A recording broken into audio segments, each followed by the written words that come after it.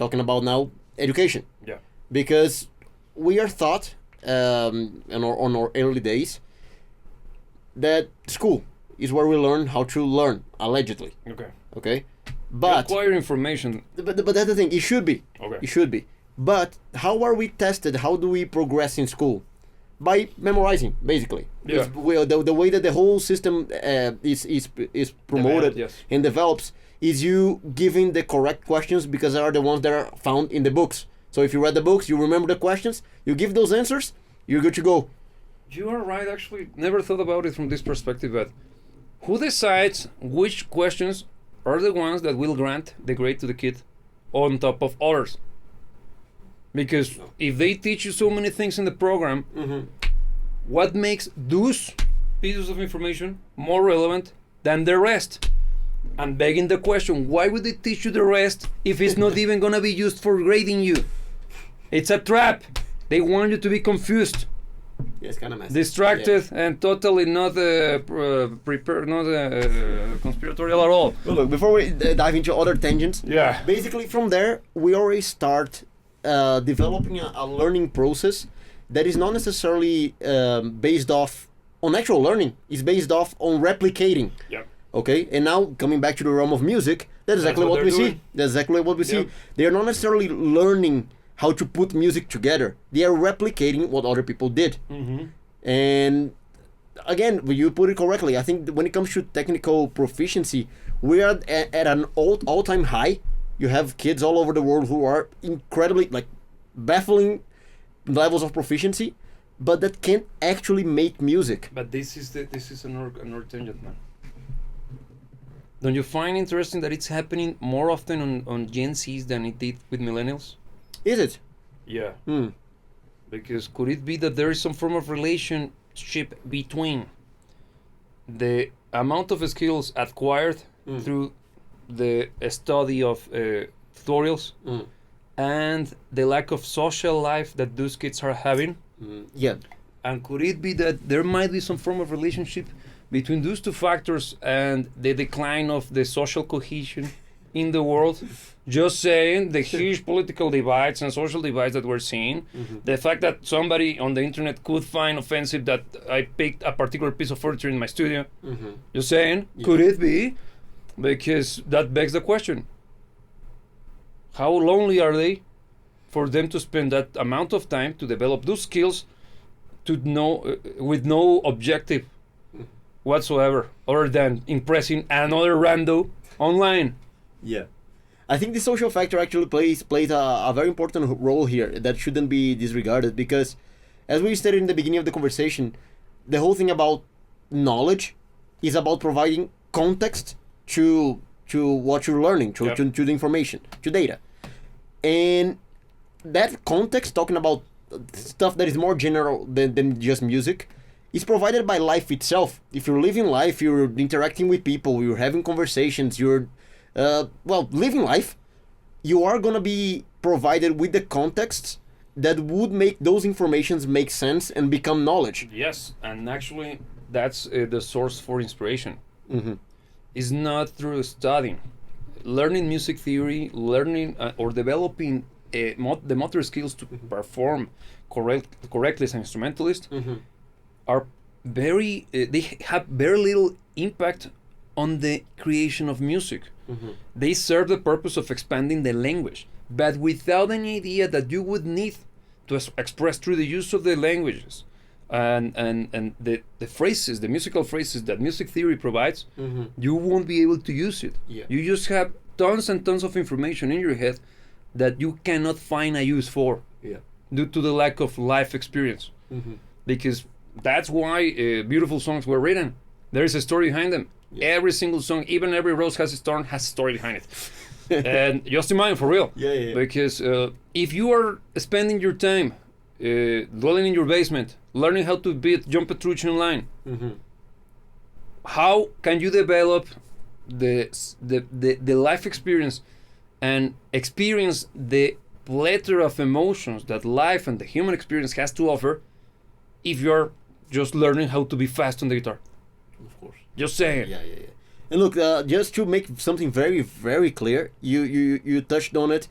we're not dissing on learning technique. We're not dissing on theory. We're not dissing on gathering information. That's an important part of the process. Yeah. And you use the word vocabulary, and I think I see it as that. I think technique for a musician is vocabulary, is having the letters, having the words. But the best ideas don't come from the people from the person that knows the most words. It comes from the person that has the best ideas. Yeah. And has the words to put those ideas in. That's why you need both. You need both, and a good measure of balance of both. Yeah. And so just to make it clear, because I know somebody's gonna come to the comments and say that, you need to study, you need technique. Of course, you need technique. Did I say that you shouldn't? Of course, but yeah. Just making it very clear. Again, this is the internet, and this is the current year. To quote a particular no longer prime minister, I think, of Canada. Yeah. Yeah, exactly. But so coming back to the whole thing of music and learning. Look, we have this. We already established that there is an overabundance of information, and even though it could be overbearing and overwhelming, sorry, that's the word that I was looking for. It's a huge game changer because now certain information that only was accessible to somebody who went to music school to learn those skills, now you can have a good chunk of that information online. So there is a silver lining here. Yeah. The issue is that finding those nuggets, golden nuggets, among the dirt, because it could be something, insert whatever substance you would like to use there, is very tough. And that's the first skill that you have to develop. Yeah. Because we have to understand and accept that this is the way we do things now. So now we gotta find solutions to this. Because we got plenty of information. Yeah. But we need to be able to define the information that serves a purpose to us and distill it from the rest. Yeah. Because not all information, just because of it being information, doesn't mean that it's useful or it's good. There is bad information. Yeah, more than good, more than likely. Yes, because usually, and it's not necessarily that it has ill intent behind it. It simply doesn't make sense for you to store or use that information in your head. Yeah. Because it serves no purpose. So the first skill to develop is learning what truly helps you. And an easy way that I would recommend anybody to do is keep track of what you want to do. Have a clear objective in your head and always ask yourself the same question. Does this push me closer to my objective? Yes or no? If it does, continue. If it doesn't, why are you doing that? Move to the next one. Yeah. There should be one, because if you're doing that, that means that you're doing the one that you should.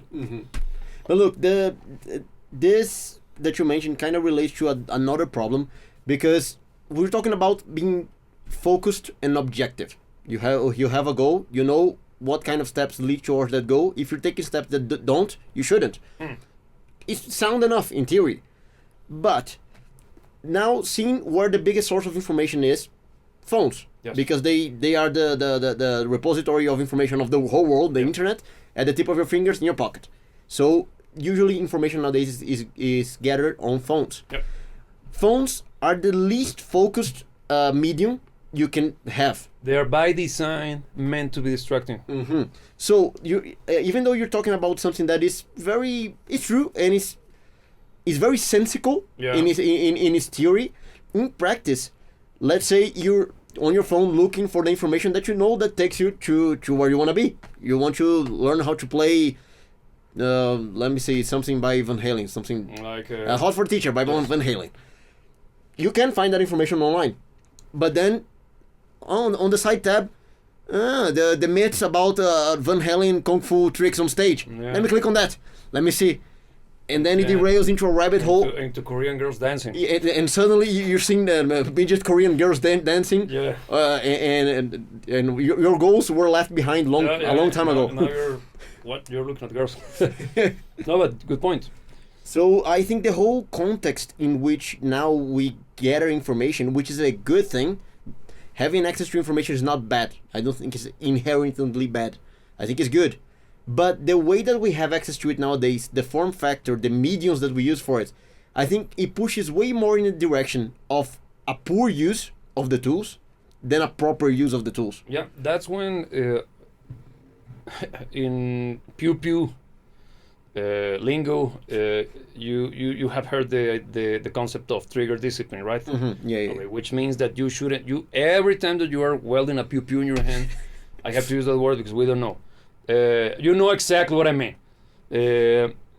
If you're surrounded by people, you gotta make sure that everybody can see that you have your finger outside or away from the trigger. Yeah. That's trigger discipline, and it has to be always in your head.